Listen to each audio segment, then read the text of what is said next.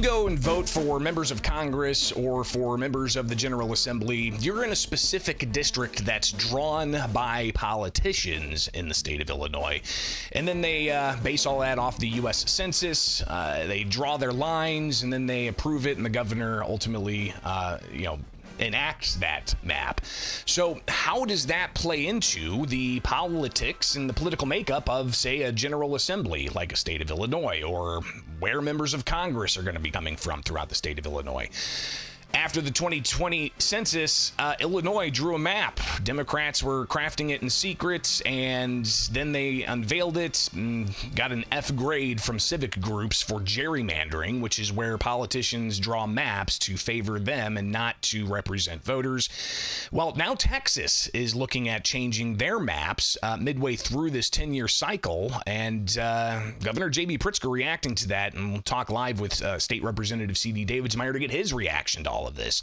It's Illinois in Focus Daily. I'm Greg Bishop. You can wake up with us each and every weekday morning here live for Illinois in Focus, where we bring you the headlines to essentially get you plugged in and let you know what's going on here in the state of Illinois. So before we go to Representative Davidsmeyer, I want to set this up a little bit. Governor J.B. Pritzker holding a news conference yesterday, unrelated to politics, but he did a Q&A, and he was asked about the efforts down in Texas, where Texas is considering midway through to possibly change their legislative maps and their congressional maps, which some are saying could give Republicans an advantage in Texas when it comes to the 2026 midterm elections. But Governor Pritzker says that's cheating. Here's Governor Pritzker's full comments from yesterday up in Chicago at an unrelated news conference. We have to see what they decide to do about Texas, but I think that the President of the United States encouraging Texas being willing to do this, should be an indicator to the rest of us that if they're going to cheat, that's not a proper way to act, we're all going to have to band together to try to address that, at least to try to stop them by letting them know that if we were doing what they were doing, that in fact we would counterbalance, indeed take control of the Congress. I think we ought to play by the rules, everybody, and I think we ought to have an election in 2026. We'll see who comes out ahead in the Congress, but I think cheating the way the president wants to is improper. We all ought to stand up against it. People ought to be outraged. So he says that the president, the Republicans in Texas, are cheating. Well, to react to that, joining us now is State Representative C.D. Davidsmeyer, a Republican from Murrayville. Representative, thanks for being with us. Let me make sure I've got your microphone turned on. And your reaction to the governor saying that, hey, they're wanting to cheat in a state of Illinois where we've got an F grade from civic groups for our gerrymandered maps. Yeah, Greg, I would say that it takes one to know one. The cheater in chief, J.B. Pritzker, started out when he first ran for office saying that he would never sign a political map that was drawn by politicians. And then what did he do? He signed one of the worst, if not the worst, map in the nation's history. The very first election that we had, Republicans won 40 seats in the House to Democrats 78 seats, but we had tens of thousands of more Republican votes. If that doesn't tell you that they've watered down Republican votes and they've made Republicans less involved, I don't know what does. Representative, one of your colleagues, Peoria Republican State Representative Ryan Spain, even painted a different picture, kind of similar to what you painted, of Donald Trump got like 45% of the votes in the most recent presidential election, increasing the vote threshold he got in the 2020 and the 2016 election. But that percentage doesn't translate over to how Republicans are represented in the General Assembly. How exactly do Democrats craft those maps to have that be the outcome, where Democrats are ultimately having super duper majorities in the Illinois State House? Yeah, as I said, this is the most political map in the history of the state of Illinois for sure. And they go behind closed doors and they look at voter registration and things of that sort. And they pluck their voters They put just enough Republicans in a Democrat district to dilute the vote, so that they don't have to create a new Republican district. And really, at the end of the day, it's wrong whether it's Illinois or it's Texas. Um, the reality is we could have more balanced government if we had districts that were drawn, say, the way that Iowa draws theirs, right? They have a state that's the shape of a rectangle, and the majority of their districts are shaped just the same way, just based on how the population lands. And yes, they probably had, I think, around 40 incumbents that had to run against each other, but it wasn't political. It wasn't one party going after another, and that's the way it should be. Well, how do we get to that here in Illinois? Obviously, with Democrats and the politics moving forward, they're in control, and despite the governor saying that he wanted fair maps when he was running his first term, doesn't seem to be the case now, especially with the issue of the state getting that F grade from civic groups for gerrymandering. Yeah, I would say, you know, we need a constitutional amendment that says that we need independent maps, and that politicians can no longer pick their voters. And we've tried that before.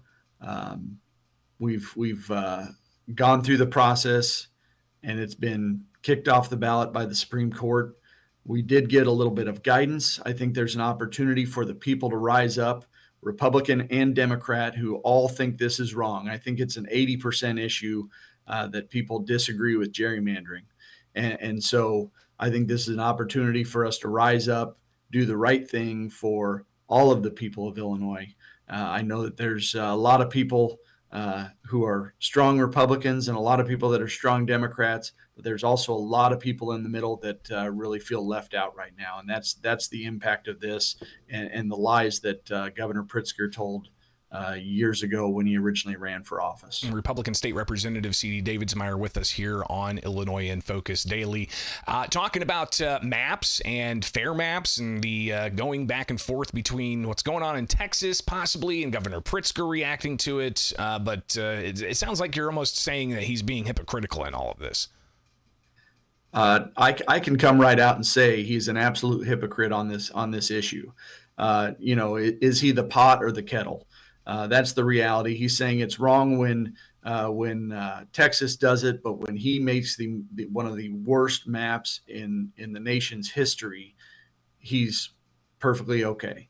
It's absolutely ridiculous for him to pretend like the last 4 years have been just a natural occurrence because the people of Illinois have gone far left. The people of Illinois have not gone far left.